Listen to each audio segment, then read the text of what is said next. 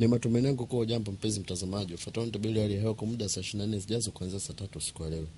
Tuanze utabiri kwa kuangalia tathmini ya mvua kipindi cha 24 zilizopita kabla za 3 asubuhi ya leo, ambapo ni maeneo machache yameweza kupata mvua kiasi kama inavyoonekana katika ramani hii.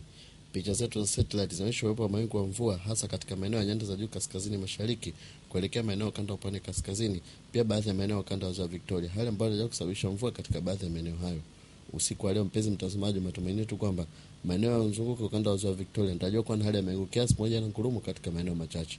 Maeneo mengine nje yanatarajiwa kuwa na hali ya mawingu kiasi na makavu kwa ujumla.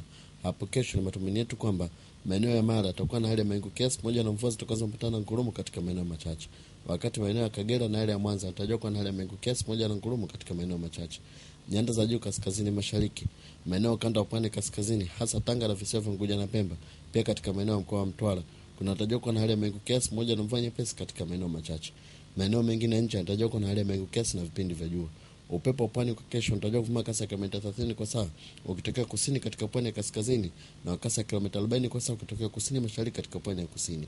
Hali ya bahari inatarajiwa kuna mawimbi makubwa hadi makubwa kiasi. Katika ziwa Victoria, upepo unatarajiwa kuvuma kasi ya kilomita 20 kwa saa kutokea kusini mashariki.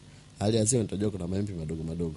Fuatao ni maeneo na machweo ya jua kwa baadhi ya miji hapa nchini, ambapo jua litaanza kuchomoza Tanga na Pemba ikiwa saa 12 na dakika 29 na kuchelewa kule Kigoma ikiwa saa 1 na dakika 5 nyakati za asubuhi. Na itazama mapema zaidi Mtwara ikiwa saa 12 na dakika 3 na kuchelewa kule Kigoma ikiwa saa 12 na dakika 54 nyakati za jioni. Na sasa tuangalie viwango vya joto katika baadhi ya miji hapa nchini, ambapo kiwango cha juu zaidi kinatarajiwa kufika nyuzi joto 32 katika mji wa Dar es Salaam. Na vifuatavyo ni viwango vya juu vya joto katika baadhi ya miji hapa barani Afrika, ambapo kwa kesho kiwango cha juu zaidi kinatarajiwa kufika nyuzi joto 43 katika mji wa Khartoum nchini Sudan. Na kufika hapa mpenzi mtazamaji, ndio tunahitimisha utabiri kwa sasa.